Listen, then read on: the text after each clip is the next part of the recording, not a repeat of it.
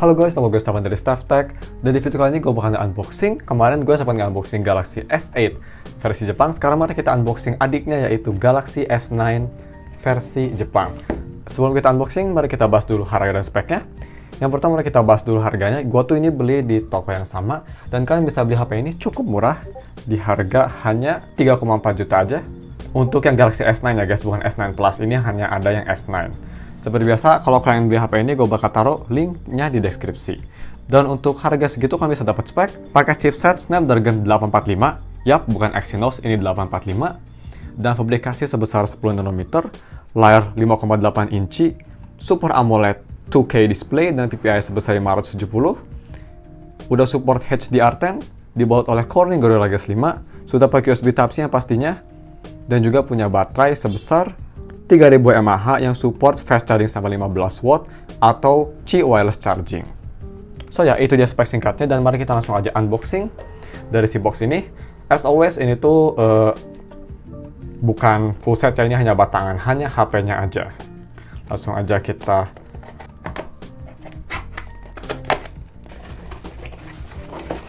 pinggirin dulu.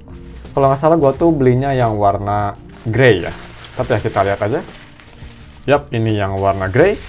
Tradisi seperti biasa, sebelum kita inspeksi, mari kita semprot dulu pakai alkohol biar gak dapet coronavirus. Langsung aja kita semprot bagian belakang dan bagian depan. Bam! Dan mumpung gue lagi ngelap si produknya, ini tuh gue lihat di deskripsinya dia mulus, 90% mulus, dan si sellernya ngeklaim ini gak ada shadow. Jadi bisa dibilang ini mirip kayak hampir baru. 95% mulus sama katanya nggak ada shadow, tapi nanti kita cek. So ya, mari kita cek yang belakang dulu seperti biasa. Di sini ada yang pastinya penempatan fingerprint yang benar, nggak kayak kakaknya Galaxy S8. Ada heart rate monitor atau heart rate sensor, single tone flash, dan juga di sini ada single rear camera yang punya megapiksel sebesar 12 megapiksel yang bisa berubah, bisa f1.5 atau f2.4 tergantung kondisi, yang udah support optical image stabilization. Dan kalau misalnya kita ke depan, di sini ada selfie kameranya. Yang pertama punya megapiksel sebesar 8 megapiksel dengan f1.7, dan yang kedua ini bukan kamera, sebenarnya hanya iris sensor sebesar 2 megapiksel. Dan untuk si 8 megapiksel bisa record video sampai resolusi 1440p di fps 30. Lumayan impresif. Itu dia spek kameranya, dan mari kita inspek aja dulu bodinya. Dan untuk si bodi belakang, ini bodi belakangnya lumayan pristine ya, bisa kita lihat. Hampir nggak ada scratch sama sekali, ini kayak barang baru. Bagus banget, gak kayak Galaxy S8 yang lumayan rough kondisinya. Kalau misalnya kita ke samping kanan, di sini ada power button yang feelingnya masih clicky, walau sedikit wiggle, tapi dia masih cukup clicky dan enak dipencet. Kalau misalnya kita ke atas, di sini ada kayak bekas stiker gitu, ada stiker. Terus di sini ada mikrofon dan juga ada SIM slot. Yang kalau misal kita cek si SIM slotnya tinggal ditojos, dibuka, dan ini tuh, tar dulu guys, ya bisa kita lihat di sini tulisannya. Sayangnya dia hanya bisa satu SIM dan satu micro SD. Ini kayaknya bukan dual SIM guys, hanya single SIM plus micro SD.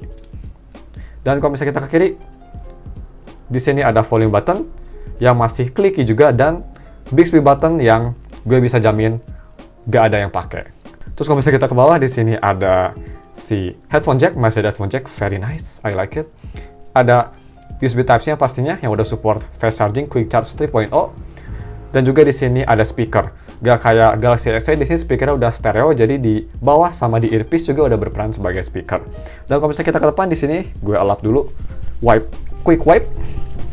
Di sini bisa kita lihat untuk layar depannya, gue nggak ngelihat ada scratch yang kelihatan sih. Ini kelihatan bener-bener pristine banget. Kalau gue bisa bilang ini si cornernya juga mulus.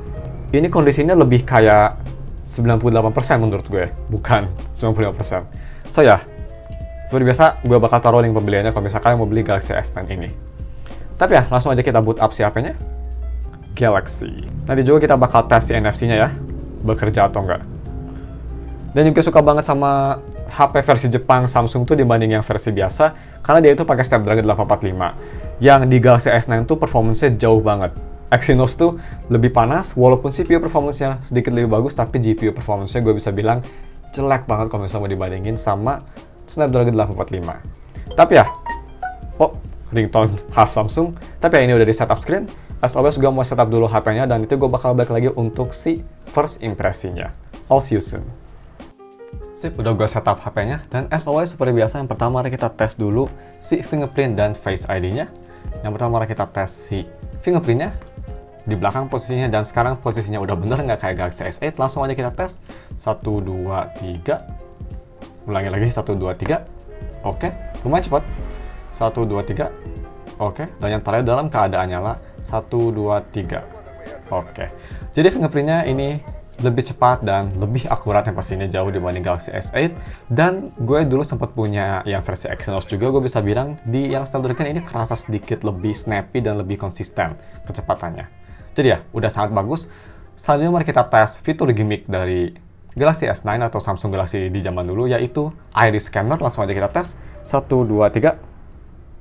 Oke, 1, 2, 3. Dan yang terakhir 1, 2, 3. Ya, untuk iris scanner memang butuh beberapa milisecond untuk mikir biar bisa ngebuka, tapi udah cukup cepat dan lebih akurat yang pastinya daripada pas pertama kali keluar suka nggak kebaca wae. Ini lebih akurat sekarang, udah lebih bagus. So ya, very nice. Dan selanjutnya mari kita tes si touch delay-nya. Sip, gue bisa bilang ini di Galaxy S9 gue nggak ngerasa sama sekali touch delay ataupun multi-touch issue. Ini keyboardnya tuh benar-benar responsif banget, seperti Samsung Galaxy lainnya. Dan juga gue rasa ini haptic feedback-nya nggak usah diragukan lagi. Samsung Galaxy pasti punya haptic feedback, one of the best yang pernah gue coba. Termasuk Galaxy S9 yang pastinya. Dan untuk ngomongin layar, tadi si sellernya tuh kan bilang dia itu layarnya nggak ada shadow. Gue bisa jamin ini gue nggak ngelihat ada shadow. Bisa kita lihat ini tuh semuanya warnanya full putih, nggak ada discoloration ataupun shadow. So ya, si sellernya at least nggak bohong, dia bener ngasih yang mulus banget. Ini sangat impresif dan nggak ada shadow. Ini gue nggak disponsor ya guys, gue hanya impress aja sama produk yang dia kasih ke gue. Selanjutnya mari kita tes si NFC-nya. Pastinya posisinya bisa ada di belakang, bisa kita lihat di sini. Langsung dikasih tahu nih logo NFC. Langsung kita tes 1, 2, 3 pakai kartu GTO, BAM. Dan dia langsung instan nge-scan, cepet banget, nggak ada masalah. Ini menurut gue salah satu selling point dari HP X Jepang untuk Galaxy S9, karena gue tes di V30, terus gue tes juga di Aquos R2, R1, even R Compact. Semuanya tuh pasti suka ada masalah saat nge-scan NFC, kadang-kadang kerja atau kadang-kadang enggak, atau nggak kerja sama sekali. Kalau di S9 ini kelihatannya tuh sama kayak di Galaxy S8 juga yang gue udah pernah review, ini NFC-nya benar-benar konsisten banget dan sangat akurat, nggak ada masalah. So ya, huge point buat Galaxy S9. Dan selanjutnya mari kita lihat si software versionnya. Kalau misalnya kita ke settings, scroll langsung ke bawah about phone dan ke software information. Di sini bisa kita lihat dia udah di One UI versi 2.0 dan udah pastinya di Android 10. Ini sudah baru banget, mantap. Dan kalau misalnya kita scroll ke bawah, di sini security levelnya masih di April 2020. Tapi kalau misalnya kita back terus ke software update, download and install, di sini bisa kita lihat udah langsung dikasih software update paling baru di Juni 2020. Gue expect pas gue nge-install ini, Samsung bakal ngasih lagi untuk bulan Agustus bisa jadi. So ya, ini bagus banget juga masih disupport sama Samsung untuk si security update-nya. Mantap. Dan mumpung kita lagi di setting, di sini pastinya ada fitur yang gue suka. Kalau misalnya kita ke display dan ke dark mode, di sini ada dark mode, kalian bisa atur, bisa langsung nyala atau kalian bisa jadwalin. Mantap banget. Yang pastinya juga di sini bisa atur resolusi layarnya. Dan juga buat kalian yang nanya, kira-kira ini Bixby button-nya bisa dikustomisasi nggak sih di One UI 2.0? Jawabannya di Galaxy S9 bisa dikustomisasi. Very nice. Caranya gampang, kalian tinggal ke setting, terus ke additional atau advanced feature maksud gue. Masuk ke advanced feature, dan di sini ada Bixby key, kalian tinggal klik, terus open app. Di sini kalian bisa pilih aplikasi apa yang bakal nge-launch kalau misalnya kalian pencet si Bixby button. Mantap Samsung. Jadi kalau misalnya gue pencet, gue udah setting buat YouTube, pencet Bixby button, dia langsung ngebuka YouTube. Nice. Dan juga tadi gue udah coba Samsung DeX di PC gue, itu bisa jalan tanpa masalah. Pas kalian colokin HP-nya, dia langsung ngasih tahu suruh install di PC, install dan langsung bekerja dengan baik, no problem. Selanjutnya mari kita lihat si DRM infonya. Kalau misalnya kita ke DRM info, ini yang pastinya HP flagship, jadi nggak usah diragukan lagi, dia udah support HDR10 dan HLG. Dan juga dia udah Wide Frame L1 yang pastinya, yang artinya kalian bisa nonton Netflix atau streaming service lainnya di resolusi yang super tinggi, ditambah HDR. Kalau di Galaxy S9 tuh bisa sampai resolusi 2K atau 1440p.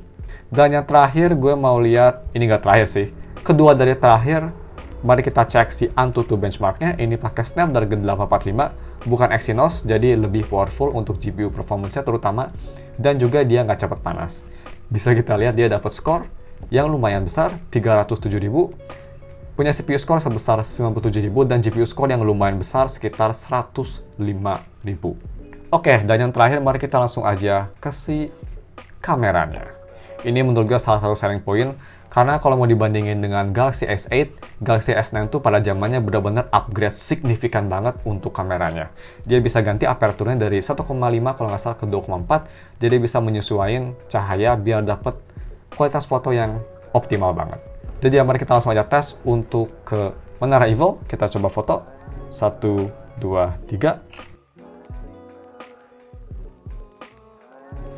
Untuk foto kedua kita ke figur Reinhardt as always. 1, 2, 3. Dan seperti biasa gue bakal tambah lagi foto-fotonya di B-roll. Gue bisa bilang itu foto-foto di B-roll kualitas 1 benar-benar bagus banget. Dia tahun 2020 masih sangat capable. Tapi ya, ini dia sampel fotonya. Kalian bisa lihat. Check it out, guys.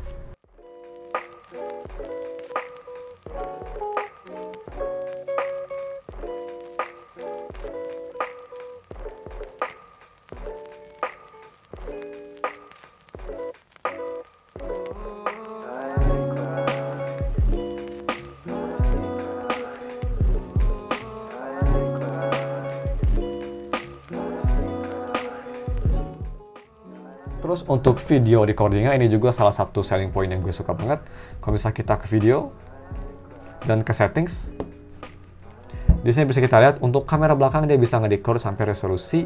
Wah, ini keren banget guys. Di harga 3 juta kalian udah bisa nge-record sampai 4K di FPS 60. Keren, atau Full HD di FPS 60 juga. Kalau nggak salah, dua-duanya udah bisa distabilisasi. Tapi untuk lebih jelasnya itu gue bakal bahas di full review-nya. Tapi ya, mungkin cuma segitu aja unboxing dan full review-nya.